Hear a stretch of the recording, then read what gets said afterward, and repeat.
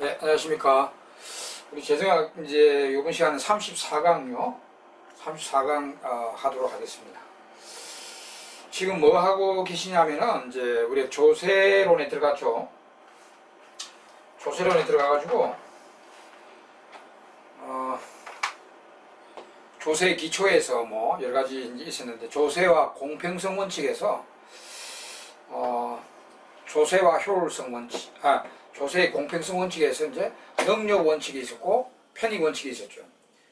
편익 원칙과 능력 원칙에 서로 이제 장단점도 있었고, 이제 현대는 능력 원칙이 조금 더 주가 된다. 그 능력 원칙에 의해서는 이제 능력에 따라 이제 가시하는 게 공평하다 그런 뜻인데, 그건 이제 수평적 공평과 수직 공평 이런 개념이 나왔고, 그다음 그걸 불가분의 관계로 동시에 달성해야 공평성이 잘 달성될 것이다 그런 이야기를 했고요. 그 다음에 이제 수직 공평을 위해서는 누진세 제도가 필요한데, 그 누진세 제도의 수직 공평을 위한 누진세 제도에 대한 또 찬반 의견 이런 게 있었죠. 찬반 의견. 또 이제 찬성 의견 중에 대표적인 것이 이제 균등 희생의 원칙이었고, 그 균등 희생의 원칙을 이제 절대 희생의 원칙이냐, 비례 희생의 원칙이냐, 한계 희생의 원칙이냐 이렇게 이제 해석함에 따라서 어떤 상황에 누진세가 될 수 있는가, 그런 것까지 우리가 설명을 드렸습니다.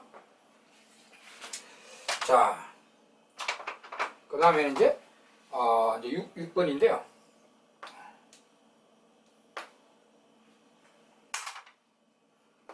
6번. 이제 능력 원칙에 과세하는 게 공평하다, 공평과세다. 이때 이제 능력을 제대로 측정을 해야 되잖아요. 능력 측정에, 경제적 능력의 측정 문제로 한번 가봅시다. 경제적 능력의 측정. 능력에 따라서, 경제적 능력에 따라 가시하는 게 공평하다 이런 원칙 아닙니까? 그죠? 능력 원칙이. 그럼 이 경제적 능력을 측정을 해야 될 거 아닙니까? 어떤 사람이 어떤 능력을 갖고 있는지 능력을 측정해야 되는데, 이제 아무래도 이제 원론적으로 또 펠드스타인이라는 분이 또 이론상으로만 이제 완벽한 능력의 크기를 이야기하고 있습니다. 펠드스타인이라는 경제학자가 경제 능력이라는 것은 그 사람의 능력은 그 사람이 총 모든 것을 느끼는 효용이다, 후생이다 이렇게 이야기했습니다. 후생, 효용. 그 사람의 느끼는 총후생, 효용의 크기다 이렇게 이야기했습니다. 많죠. 물론 이제 후생, 효용이란 뭐에서 느끼 총체적으로 그 사람이 벌이는 소득이라든지 그 사람이 가지고 있는 재산이라든지 그 사람이 뭐 누리는 소비 수준이라든지 그 다음에 뭐 권력이라든지 지위 인정이라든지 뭐 자격증이라든지 뭐 등등 있을 거 아닙니까? 이 총체적인 그런 거에서 누려지는 총후생의 크기가 그 사람의 능력이다 이렇게 말. 이론상으로는 맞죠. 설득력은 있다 이 말이지. 설득력은 있는데 측정이 안 되잖아. 이 많은 것들의 총체에서 나오는 그 사람의 총후생의 크기, 후생이라는 건 이건 효용이라는 건 주관적이고 해서 측정이 안 되잖아요. 측정이 불가합니다. 이런 문제가 있죠. 이건 간단하게 이제 이렇게 알아두시고요. 그러면 이제 현실적인 능력의 평가 기준, 실용적인 측정이 될 수 있는 실용적인 능력 평가 기준을 한번 봅시다. 이건 이론적인 그런 거고, 이론적인 능력의 정의고요. 실용적 기준으로 능력 평가의 기준 이렇게 해볼까요? 실용적 능력 평가 기준으로 한번 봅시다. 여기 이제 소득, 재산, 소비 이런 거겠죠. 이제 능력 평가 기준으로서 제일 뭐 이제 객관화될 수 있는 게 이제 소득입니다. 소득.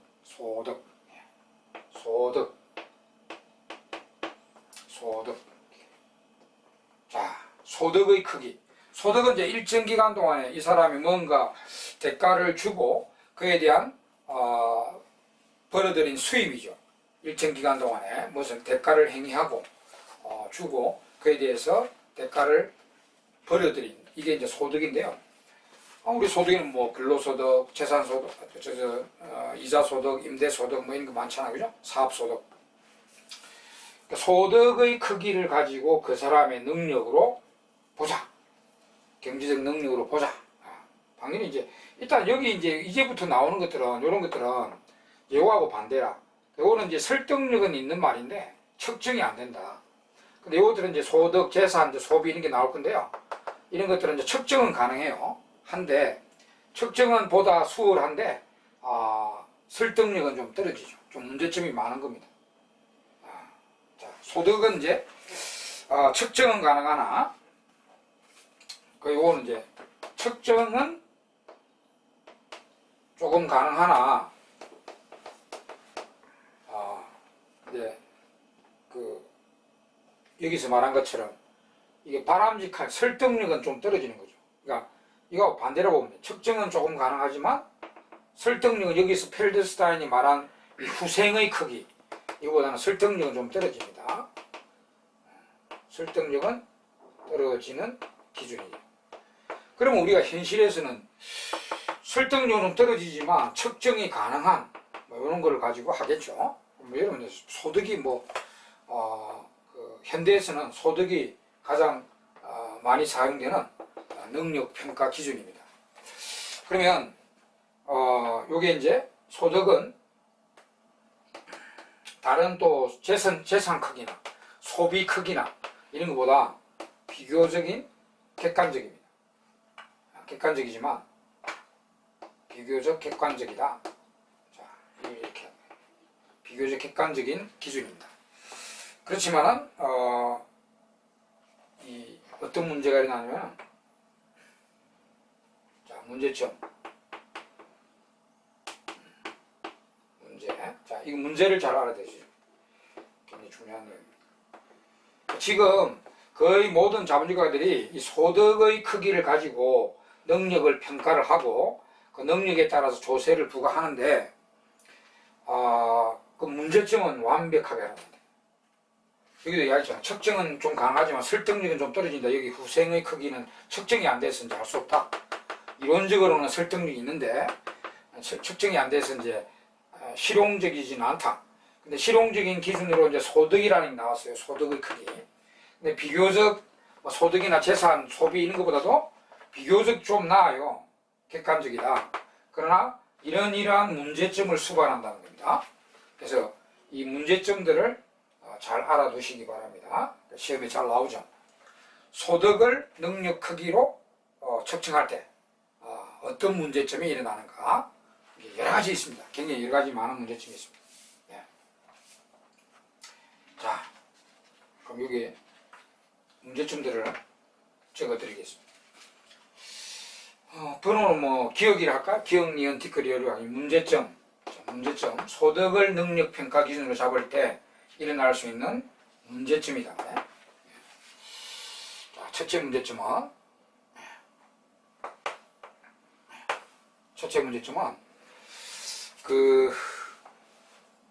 이제 자기가 하루에 여가하고 노동 시간을 선택할 때 우리 앞에서 이제 노동 여가 선택 모형 이런 게 이제 필요한데 나중에 꼭 필요할 때는 설명을 드리겠습니다. 우리 그림을 보면은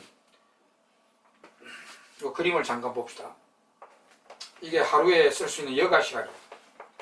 여가 시간이 여기로 가면 노동 시간입니다. 예를 들어서 이제 24시간이 있는데 이 24시간 여가를 다 즐기면 노동은 하나도 안 하고 또 이제 여기로 내려가면 여가는 줄어들지만 노동 시간이 늘어나는 거죠. 그럼 노동하면 이제 소득을 벌 수 있잖아요. 이제 근로소득을 예로 들었을 때 그래서 그러면 여가부터 이제 이렇게 여가를 줄이고 노동을 해 나갈 때 여기 이제 소득을 잡았다. 소득.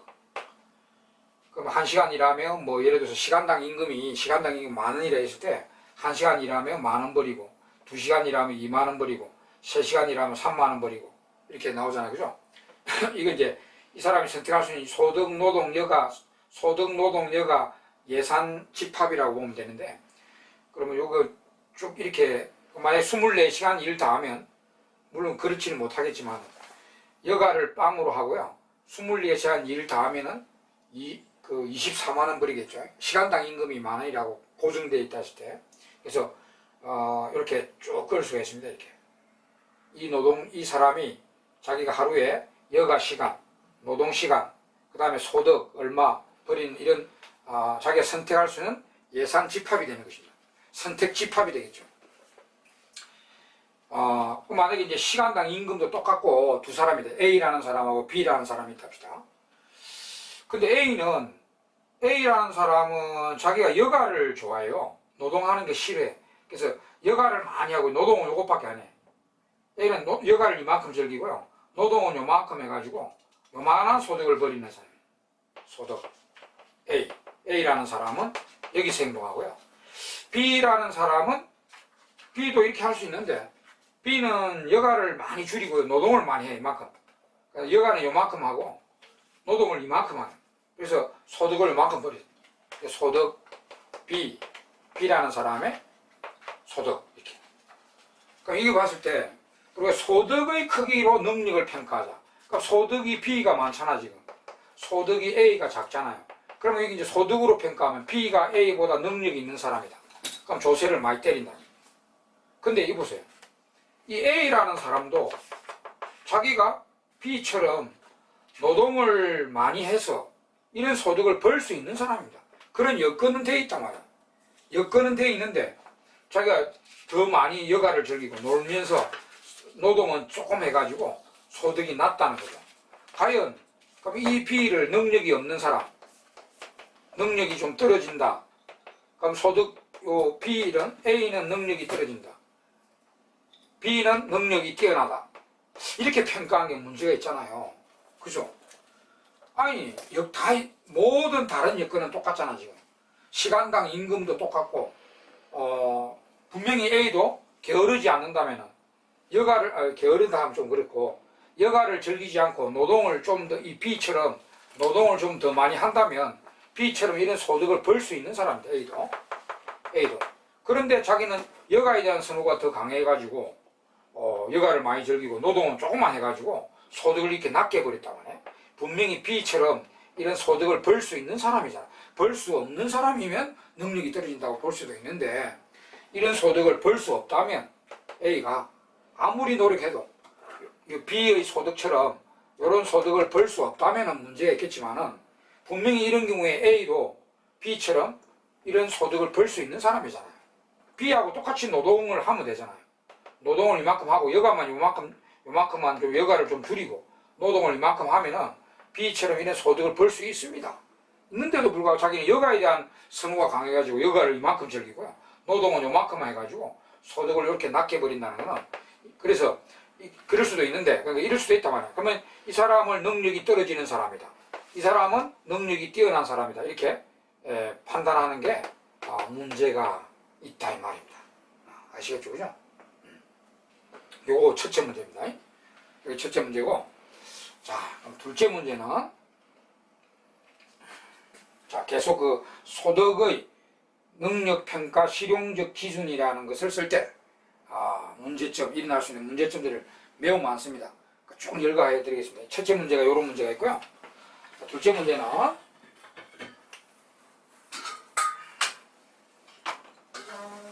둘째 문제가 이 작은 이거이죠. 둘째 문제는 실현주의 가세 원칙을 잡고 있는 게 문제다. 실현주의 원칙이 있는데, 자, 소득은 실현이 돼야 가세를 할까 합니까?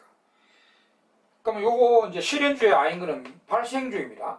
발생만 돼도 그 소득을 실현을 안 시키고 소득이 실현만 돼도 가세를 한다는 그런 게 실현주의, 발생주의고, 소득을 실현을 시켜야 가세를 한다는 게 실현주의인데, 거의 대부분이 지금 실현주의 원칙을 하고 있습니다. 지금 대부분의 소득세는 실현주의로 가세를 하고 있습니다. 실현주의. 왜냐하면 실현주의 돼야 측정이 되죠. 이 발생만 됐을 때는 측정이 어렵다. 예. 예를 들어서 미실현 자본이득 같은 거 있잖아요. 실현 안 된 미실현 자본이득 같은 거는 이게 실현이 안 됐기 때문에 이 측정 문제가 들어오는 겁니다. 발생주의에 의해서 만약에 가시를 한다면은 미실현 자본이득 같은 거는 측정이 어렵다면 측정에 어려움이 있어요. 어려움이 있다. 그래서 실현이 돼야 측정이 되거든요. 측정이 가능하니까 측정이 쉬우니까 소득을 실현시켰을 때 가세를 하는 게 대부분이 지금 자본주가들의 소득세의 원칙입니다. 발생만 됐을 때 하는 게 좋겠지만은 측정의 어려움 때문에 그렇게 못하고 있단 말이에요. 그죠? 얼마가 이 소득이 일어나는지 그냥 발생만 됐고 이 실현을 안 시키면 소득이 얼마나 발생하는지 알 수 없어요. 소득이라는 건 분명히 일정 기간 동안에 뭔 대가를 행하고 무슨 행위를 해주고 그에 대한 대가를 벌어들인 수익이잖아요. 그게 실현이 돼야 그 크기가 얼마인지 알 수가 있는데 실현이 안 되고 그냥 발생만 됐을 때는 측정 어려움 때문에 못합니다. 그래서 대부분이 이제 자본주가들은 이 실현주의 원칙으로 가세를 하고 있습니다. 측정이 되니까. 근데 또 실현주의로 하면 어떤 문제가 있냐면은 실현을 시키지 않는 문제가 있단 말이에요. 동결 효과라고. 동결 효과. 이 실현을 시키지 않는다. 실현을 시키지 않는 문제가 또 들어오죠.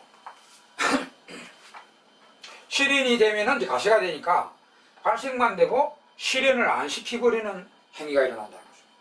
이걸 이제 우리가 락인 효과, 영어로 락인, 잠김 효과입니다. 동결 효과라고 합니다. 동결 효과. 동결 효과라는 문제가 일어납니다. 동결 효과 문제가 또 발생합니다. 서로의 문제점이 있죠. 발생주의에서 가세할 때는 또 측정의 어려움 때문에 하기 어렵고 실현주의로 가면은 측정은 되는데 실현을 안 시켜버리는 사람들이 발생만 시켜놓고 실현을 시켜 가세가 되니까 실현을 안 시켜버리는 이런 세원 잠식 효과, 동결 효과 문제가 또 발생합니다. 동결 효과 문제가. 자, 이런 문제가 두 번째 문제입니다. 그 다음 이제 세 번째 문제는 뭐냐? 자, 세 번째 문제가 소득에 과세할 때 능력의 원칙을 구현하기 위해서 소득의 크기에 과세할 때 일어나는 세 번째 문제는 명목소득에 또 과세하는 문제가 일어납니다.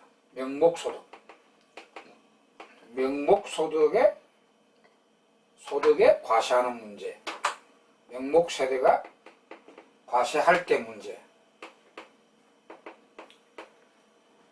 대부분 지금 또 뭐 소득세는 다 이제 명목소득에 과세합니다. 우리가 실질소득은 명목소득은 이제 오래 버리는 그 소득 그 자체를 말하고 우리가 명목소득에다가요. 실제로 이제 그 올해 우리나라 물가지수가 있잖아. 물가지수 나눠가지고 곱하기 100하면 그 사람이 벌이는 실질적 소득이 계산되거든요. 실질적 소득이 요게 이제 말 그대로 실질적 소득의 크기를 갖고 과세를 해야 되는데 지금 대부분이 명목소득이 그대로 과세해버립니다. 왜냐하면 실질소득 요거 할 때 물가지수도 또 문제거든요. 물가지수가 제대로 측정되는 진정한 물가지수를 측정할 수가 없거든요. 우리나라 그 소비자 물가지수나 생산자 물가지수, 이게 GDP 디플레이터나 이런 몇 가지 물가지수를 통계청이나 한국은행에서 작성 발표하고 있는데 그냥 지표지 진짜 우리나라 진정한 물가지수를 대변할 수는 없습니다. 물가지수가. 그래서 이게 진정하지 않기 때문에 실질소득 이렇게 계산해서 여기다 과세를 못합니다. 그냥 명목소득에 그냥 과세해버립니다. 그러면 어떤 또 문제가 일어나냐? 실질소득에 과세를 안 하고 물가지수의 문제 때문에 실질소득을 계산해가지고 여기다 과세를 안 하고 그냥 명목소득에 그대로 과세해버리면 또 어떤 문제가 일어나냐? 그건 이제 또 알아야 된다. 명목소득에 과세할 때 일어날 수 있는 문제점이 물가가 상승할 때 보통 명목소득이 오르잖아요. 그러니까 물가 상승 시에 이 명목소득이 오르면 국민들이 세부담이 올라가 버립니다. 자, 보세요. 자, 내용 한번 볼까요? 이제 우리나라 세율 구조가 간단하게 세율 구조가 소득이 0원에서 100원까지는 세율이 한계 세율이 10% 적용되고요. 그 다음에 100원 초과 200원까지는 세율이 20%로 적용되는 초과 누진세를 갖추고 있다 합시다. 자, 왜? 어떤 사람이 연기에 1기랄까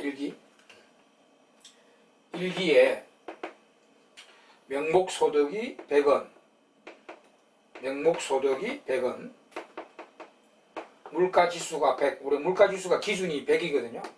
물가지수가 100, 그러면 실질소득도 100이죠.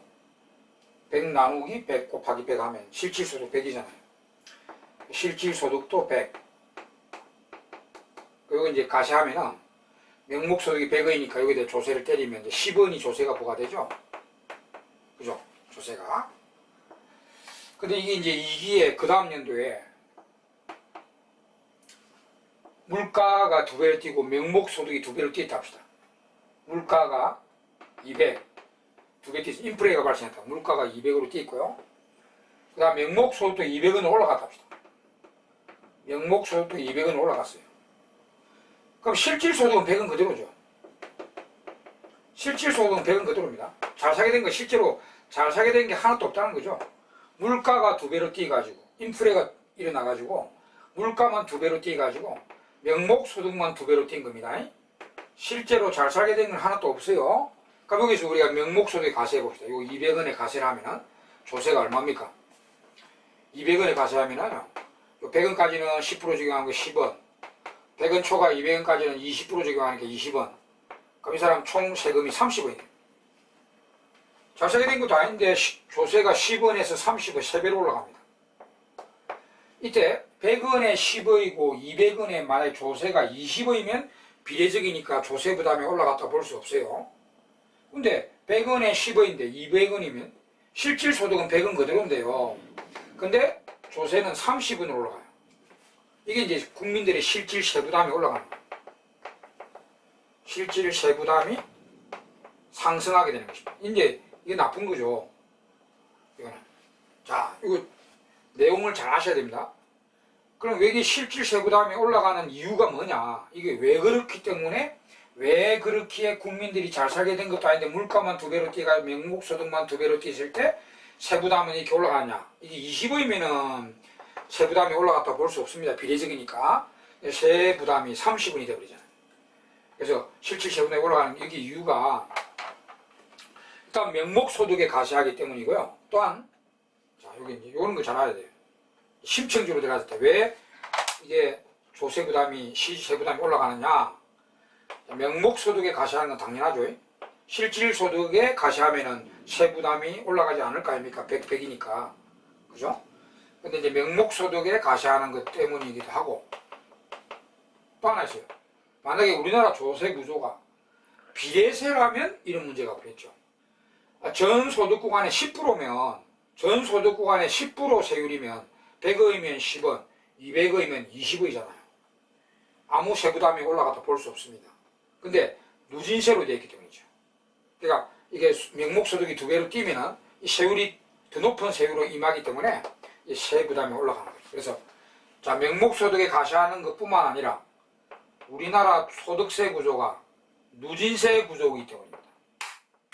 자 이런 거 잘 알아두셔야 돼요.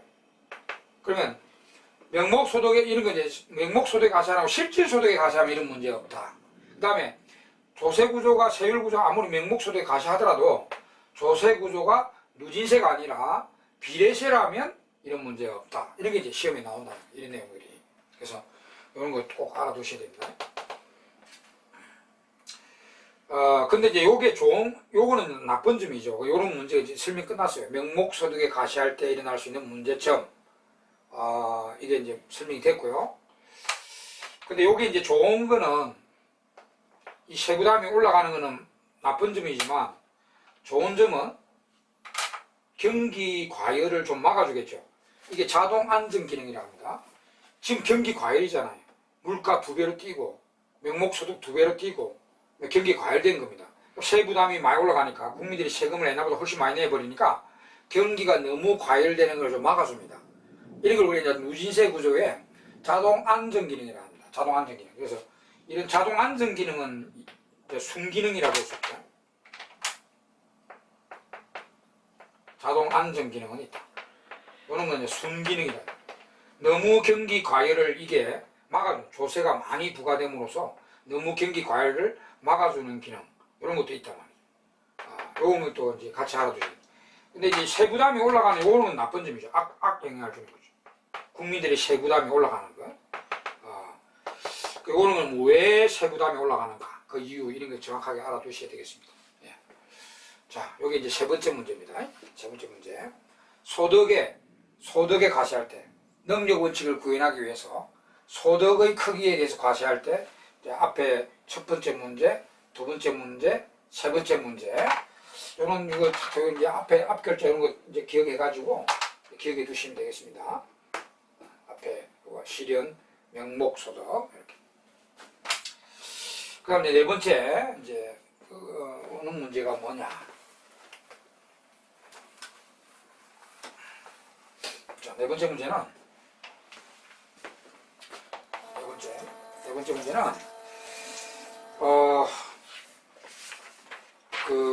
우리의 요소소득이 있고 이전소득이 있죠. 이전소득. 요소소득은 이제 근로소득, 이자소득, 자본에 대한 이자소득, 임대소득, 사업소득, 이게 요소소득인데 이 요소소득이 대표적입니다. 이거는 이제 철저과세가 되고 있죠. 그 다음에 이제 이전소득이 있죠. 이전소득은 공짜소득이죠. 이전. 특히 이제 정부가 저소득자를 위한 사회보장 개념으로 이전소득을 많이 하고 있잖아요.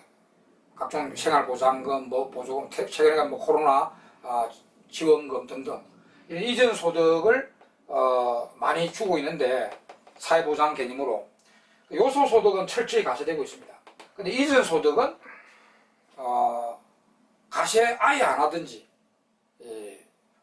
왜 그러냐면 공짜로 주면서요. 못 사니까 정부가 공짜로 준다. 주면서 이것도 조세를 때린다. 그럼 좀 이상하잖아요. 병 주고 약 주고 공짜로 주면서 소득을 주면서 이것도 요 소득에 대해서 조세를 때린다.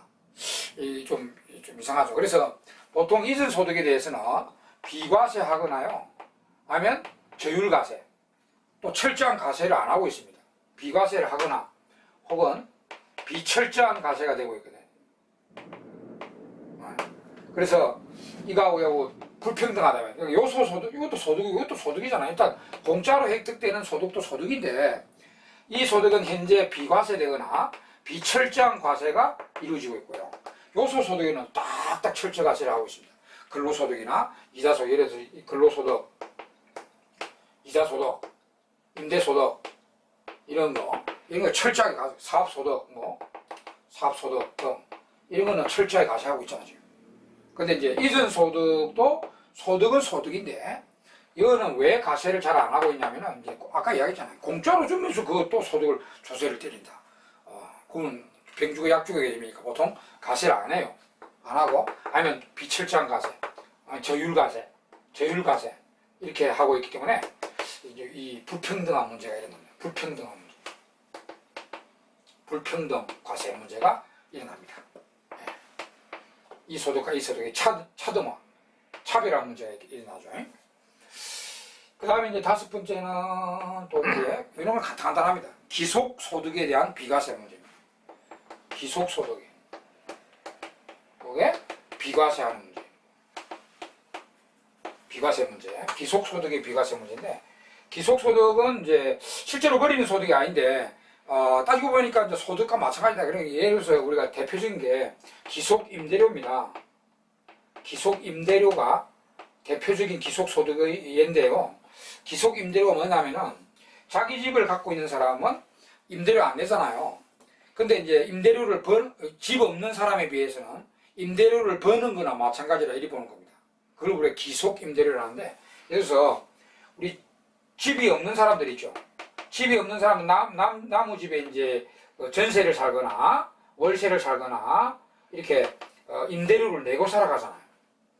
그래서 여기 이제 우리의 평균 전세도 월세로 환산할 수가 있는 거죠.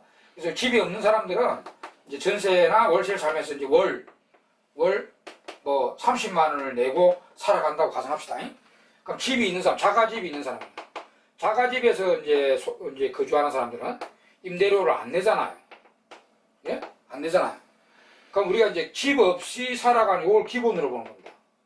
집 없이 이제 월세를, 이제 임대료를 월 30만 원 내고 살아가는 게 기본으로 보는 거죠. 자기 집에 있는 사람들은 30만 원 안 낸단 말이에요. 그죠? 30만 원을 안 내고 살아가는 거예요. 이 사람들 내고 살아가는 게 기본이니까 이 사람들은 30만 원 버는 것과 번다고 보는 거죠. 이걸 이제 기속임대료라고 해요. 기속임대료. 이걸 기속임대료라고 합니다. 자기 집에 사는 사람들. 다른 사람 다 임대료 30만 원 내고 살아가는데 자기는 자기 집에 사니까 안 된단 말이에요. 이걸 기속임대료, 기속소득의 대표적인 예입니다. 이게. 근데 그게 이제 경제학적으로 맞아요. 이 사람들에 비해서는 30만 원 버는 거나 마찬가지입니다. 30만 원 버는 거나 마찬가지입니다. 그런데 이거 가시합니까 지금? 안 하죠. 아예 이거는 아예 비과세, 조율 과세도 아니고, 비철제 과세도 아니고, 아예 비과세합니다. 이거 과세하는 나라가 어디 있어요?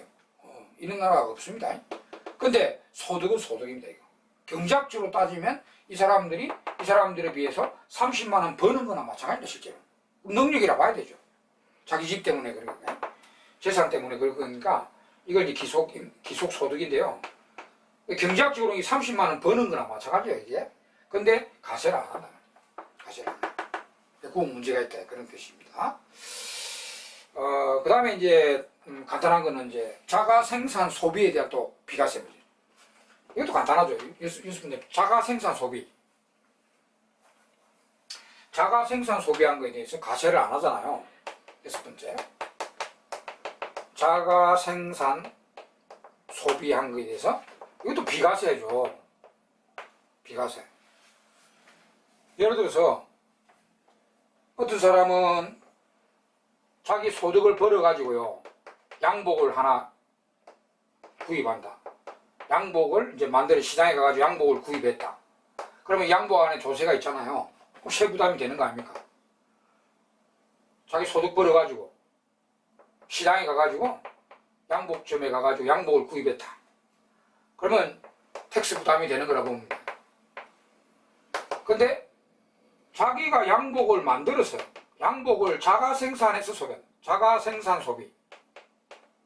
소비했다. 그럼 이 사람하고 양복 구입해서 소비하는 거하고 똑같잖아. 자기는 자기가 생산해서 소비한다.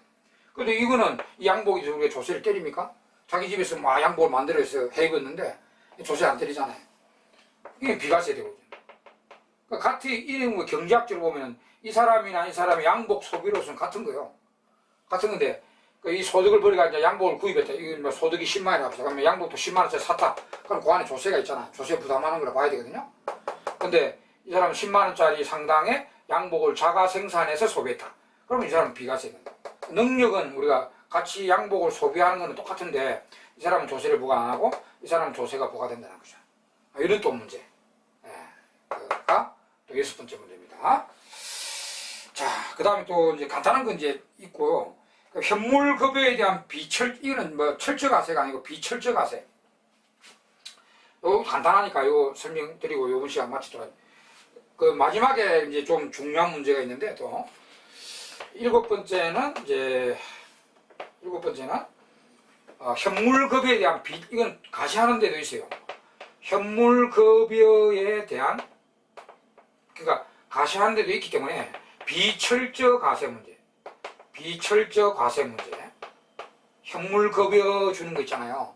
근데 그에 대해서 철저한 과세가 안 되고 있습니다. 그래서 어떤 A라는 노동자는 일을 하고 임금소득을 100만 원 벌었어요. 100만 원 벌으니까 이 사람은 당연히 조세가 다 부과됩니다.